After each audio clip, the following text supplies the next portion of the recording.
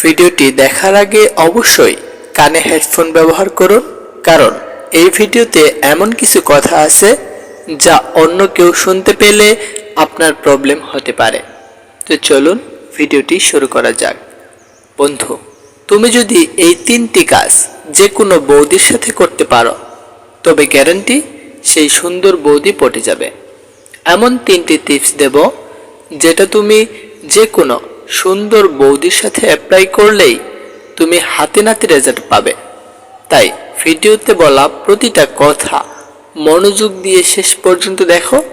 আমি গ্যারান্টি দিচ্ছি, যদি তুমি এই কাজগুলি যে কোনো বৌদির সাথে করতে পারো, তবে শিওর সেই বৌদি তোমার প্রেমে পড়ে যাবে।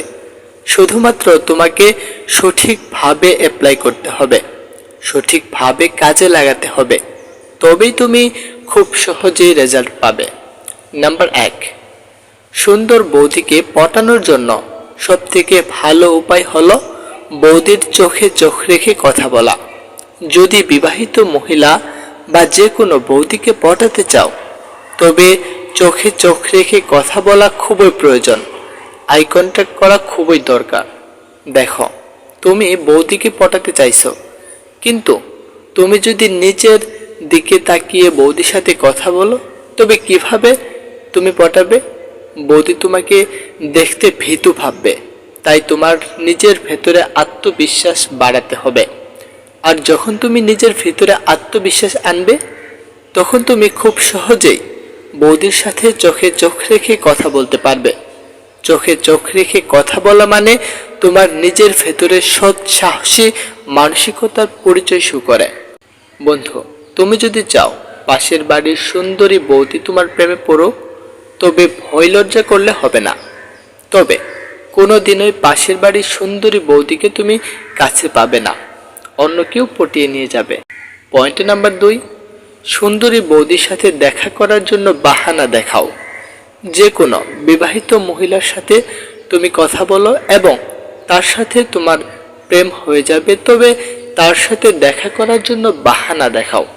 তার সাথে দেখা করার জন্য সেরকমই সুযোগ আসুক না কেন, তোমাকে সেগুলো মিস করা চলবে না।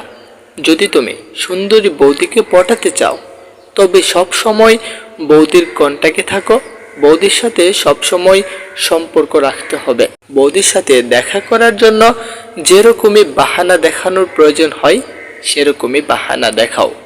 যত বড় মিথ্যা কথাই বলতে হোক না কেন, তা সত্ত্বেও তুমি মিথ্যা কথা বলো, তবুও বৌদির সাথে দেখা করার সুযোগ কখনোই হাতছাড়া করবে না। পয়েন্ট নাম্বার 3, যদি তুমি পাশের বাড়ির বৌদিকে পটাতে চাও, তবে তার কাছে সব কথা শেয়ার করো।